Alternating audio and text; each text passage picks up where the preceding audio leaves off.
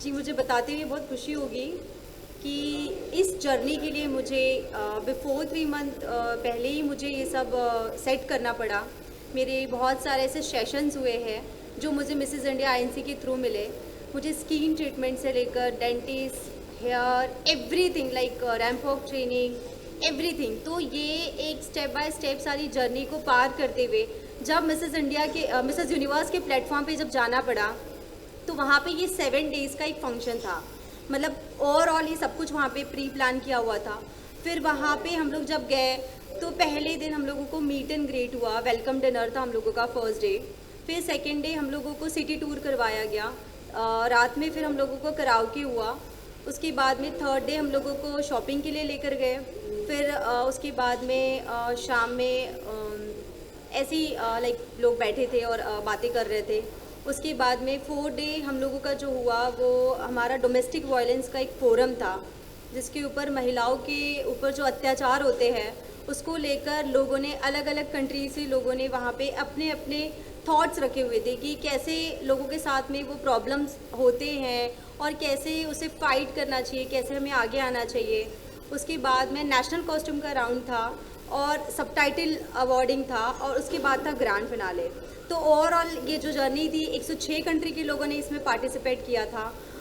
अलग अलग कंट्री के लोग जब अपने सामने आते हैं तो हमें पता चलता है कि हम कितने वेल हैं, हम क्या कर सकते हैं। इतने सारे कंट्री के लोग जब हमारे साथ पार्टिसिपेट करते हैं, कॉम्पीट करते हैं, तो हमको हमारा लेवल पता चलता है। बिकॉज हर कंट्री अपने अपने इसमें बहुत बड़ा है और हर कोई अपने देश को रिप्रेजेंट कर रहा है, तो हर कोई अपने इसमें बेस्ट है। तो बस मुझे तो अपना बेस्ट देना था। मोहिनी मैम का साथ था, मेरे हस्बैंड का साथ था, मेरी friend Megha Kapoor, she is also makeup artist, तो इन्होंने भी मेरा बहुत साथ दिया। तो जब आपके आसपास जब पूरा ऑरा होता है, जब आपको लगता है कि जब ऐसे लोग हैं तो जीत कर आना तो पॉसिबल था। तो बस मैं थर्ड रनर अप बनी और साथ में मैंने बेस्ट आर्टिस्टिक नेशनल कॉस्ट्यूम का भी अवार्ड विन किया और सबटाइटल में मिसेस ब्रिलियंस यूनिवर्स का भी अवार्ड मिला मुझे। तो मुझे बहुत खुशी हो रही है कि मैंने फर्स्ट टाइम 45 इयर्स में ऐसा हुआ है कि फर्स्ट इंडियन जो थर्ड रनर अप की पोजीशन पे आई है। तो वैसे ही हमने हिस्ट्री क्रिएट कर ली है, तो इससे बड़ी खुशी की और कोई बात हो ही नहीं सकती मेरे लिए। Thank you.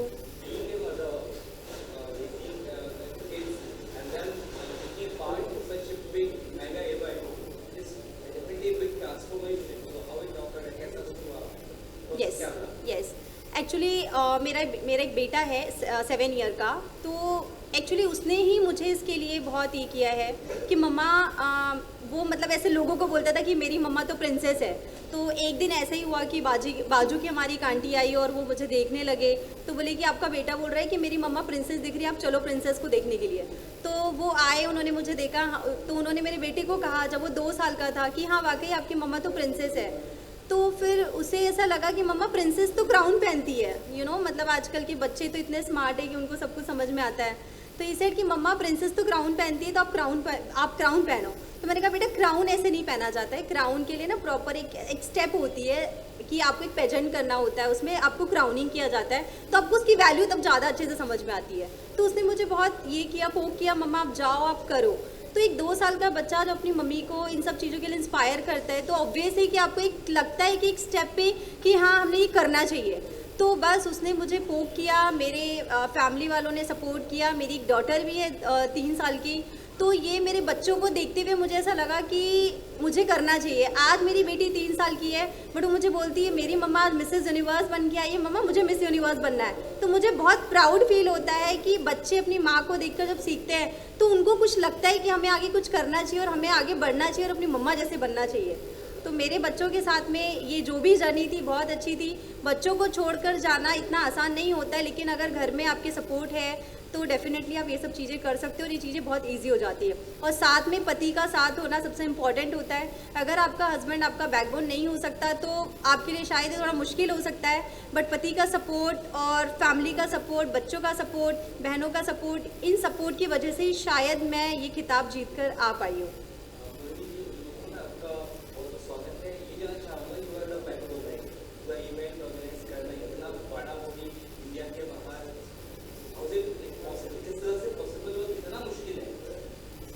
सबसे पहले तो आप सभी का मैं स्वागत करती हूँ। थैंक यू, आप सभी समय निकाल के यहाँ पर आए।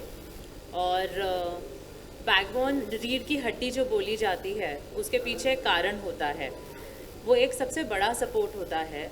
कोई इवेंट बोलो या कोई डेलीगेट बोलो या कोई टीम मेंबर बोलो, तो वो मेरा रोल है। और जहाँ तक बात इंटरनेशनल जाकर काम करने की है, अगर आपने मेरा इंट्रोडक्शन सुना होगा तो मैंने मेरी मैनेजमेंट की पढ़ाई लंदन से ही की थी। तो इंटरनेशनल जाना मेरे लिए एक्सपोजर लेना ही है, मेरे लिए ज़्यादा बड़ा चैलेंज नहीं होता। चैलेंज होता है कि वो कंपटीशन को एज ए इंडियन फेस करना, क्योंकि जैसे कि जोया ने कहा 106 कंट्रीज़ ऐसे कंपटीशन में पार्ट लेती है। वहाँ पर हमें इंडिया का झंडा लहराना ही है, इंडिया को गर्व महसूस करवाना है। ऐसा एक भी गलती से कोई कदम नहीं उठाना है जहाँ पर हमारी आंखें झुक जाए या फिर भारत का नाम वो हो जाए, खराब हो जाए। तो उसी जद्दोजहद में हम लगते हैं। शायद जो हमारे इंटेंशन रहते हैं, ठीक है, पर्सनल इंटेंशन तो रहते ही हैं कि हाँ हमें क्राउन जीतना है, हमें टाइटल लाना है, पर उससे बड़ा जो हमारा इंटेंशन है वो है भारत का नाम रोशन करने का। शायद ये जो इंटेंशन है, ये जो देशभक्ति की भावना है, ये हमसे सारे चैलेंजेस ईजिली पार करवा देती है। तो हाँ, ऐसे हो जाता है।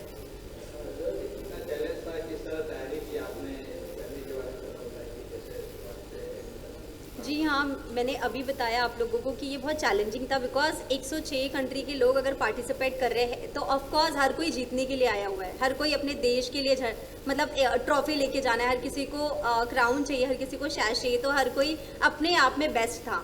तो ये बहुत बड़ा चैलेंज था, बिकॉज हर देश का अपना नेशनल कॉस्ट्यूम था और हर कोई अपने आप में खूबसूरत दिख रहा था। बट वो तो जजेस के ऊपर होता है कि आपने कैसे उसे कैरी किया है, आप उसे कैसे, आप उसके साथ में उसके पीछे की स्टोरी क्या है, तो ये सब चीज़ें देखकर ही वो चीज़ें डिसाइड होती है। तो मैंने अभी जैसे ही आप लोगों को बताया कि ये एक लाइक 7 डेज़ का एक फंक्शन होता है जिसमें सारा सब कुछ करवाया जाता है, नेशनल कॉस्ट्यूम एंड ऑल, सारे राउंड्स होते हैं, सब टाइटल अवॉर्डिंग, डोमेस्टिक फोरम। तो मैं आपको एक चीज़ और बताना चाहूँगी, डोमेस्टिक फोरम इट्स लाइक कि जैसे घरेलू हिंसा के ऊपर जैसे बात करते हैं, हर कोई इस पे बात करने के लिए कतराता है, लेकिन वहाँ पे ये जो हमको स्टेज मिला था डोमेस्टिक वायलेंस के लिए, तो ये बहुत बड़ा स्टेज था।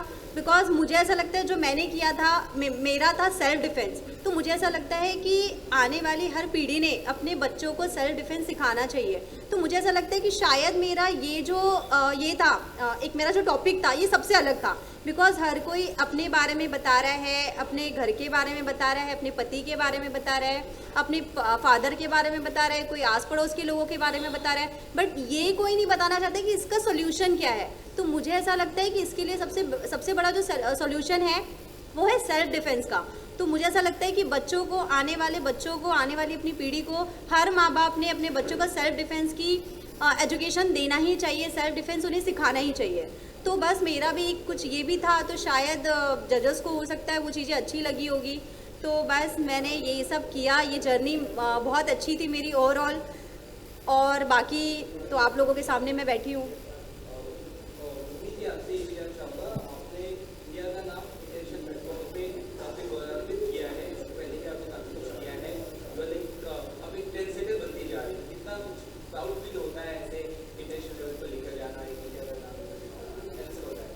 मतलब बोलते हैं ना कि ज़िंदगी सफल हो गई, ऐसा महसूस होता है।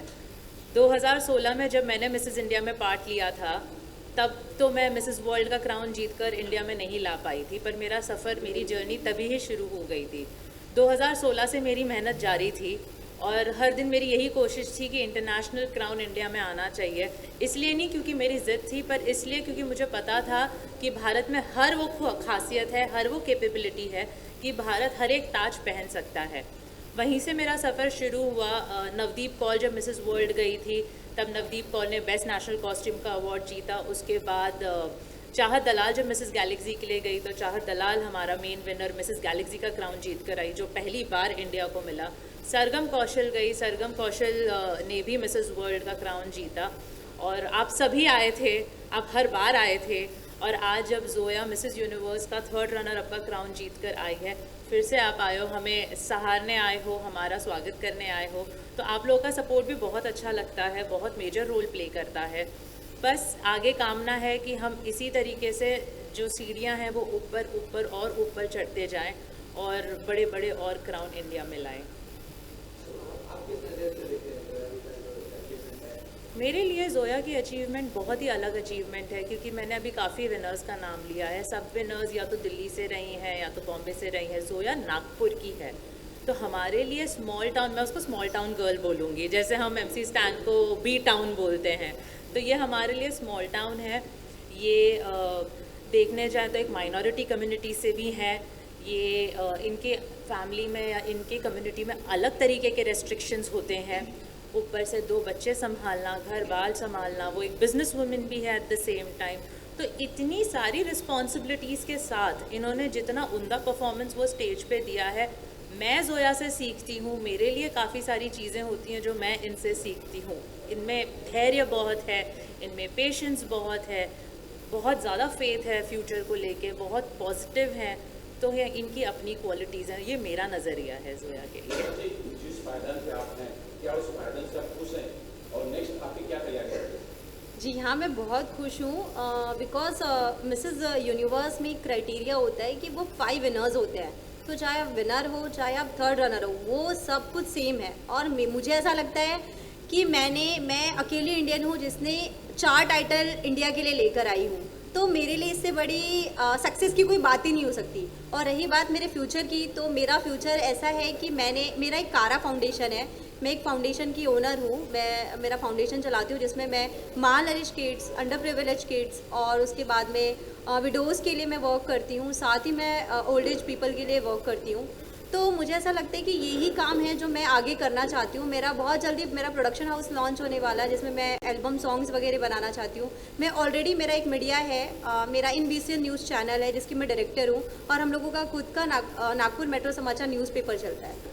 बस यही मेरे मोटोज़ हैं। आप इंटरनेशनल पे परफॉर्म कर रहे हैं, आज बड़ी खुशी की बात है, ऑस्कर जो है इंडिया में आ रहा है, तो इसके लिए कोई फिल्म बनाएंगे, ऐसा कुछ करेंगे जो एक और अवार्ड आए?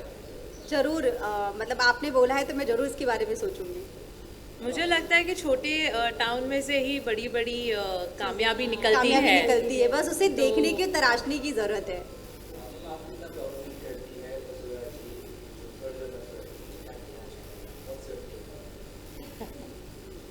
सबसे पहले तो आप सभी को मेरा नमस्कार। मैं मेघा कपूर अमृतसर, अवधि से एक इंटरनेशनल सेलिब्रिटी मेकअप आर्टिस्ट हूँ। आज तक बहुत सारी सेलिब्रिटियों को मेकअप दिया है लाइफ में, करीबन 25 से 30 सेलिब्रिटियाँ, महिमा चौधरी, काफ़ी ऐसी बड़ी बिग सेलिब्रिटीज़ को मेकअप दिया, करिश्मा तन्ना, बहुत सारी हैं। पर जो प्राउड की बात बोले तो जब इंडिया के लिए आता है ना, जब इंडिया के लिए जाना है हमको कुछ करने के लिए, तो मुझे ऐसे लगा कि जब मैंने इनको काम दिया, हमने सोचा था कि होगा कुछ, जो भी होगा अच्छा होगा, क्योंकि हर कोई जीतने ही आया था वहाँ पे, हर किसी को ताज चाहिए था। जब हम इनको काम दे रहे थे तो मुझे ऐसे लग रहा था सारी फॉरेन कंट्रीज़ की एक से एक बहुत खूबसूरत सी वहाँ पे आई थी। और हमारा जो इंडिया का जब मैं स्किन देख रही थी ना, तो मैंने बोला नहीं, एक कलर मैं चेंज नहीं कर सकती। फॉरेन कंट्री के कलर को देख के अगर मैं मेरे इंडिया के कलर को चेंज कर दूंगी तो कहीं ना कहीं मैं नुकसान में चली जाऊंगी। मैंने बोला नहीं मेघा, आप इस 27 साल का जो अनुभव है आज आपको वो यहाँ पे चलाना है। तो हमने इंडिया की स्किन को बिल्कुल भी कुछ भी गोरा नहीं दिखाया। गोरा नहीं दिखाया। हाँ। जो डस्की स्किन है, जो नेचुरल कलर है, उनको एज इट इज रखा। तो जब वो 25 में शायद खड़ी थी, अलग ही दिख रही थी ज़ोया। 25 जब टॉप वहाँ पे आ गए, उनमें से सिर्फ ये आप जूम करके देखिएगा, उसमें सिर्फ ये अकेली बहुत खूबसूरत सी, एकदम ऐसा लग रहा है कि भारत माता खड़ी है।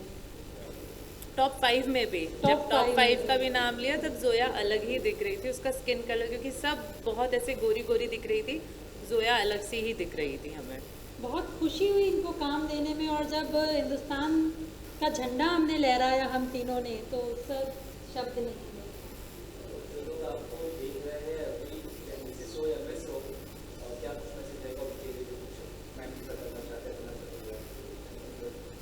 आप बोलना चाहिए? नहीं, आप लोगों को बोलना है। मैं यही कहूँगी मैं भी बोलूँगी। कि मैं हमेशा यही मैसेज देती हूँ कि मैं भी एक बहुत ही नॉर्मल मिडिल क्लास लड़की थी और ज़ोया भी एक बहुत ही नॉर्मल मिडिल क्लास लड़की थी। जैसे आपके घर पे है, जैसे आप हो, जैसे आपकी पड़ोसी है, हम वैसी ही हैं।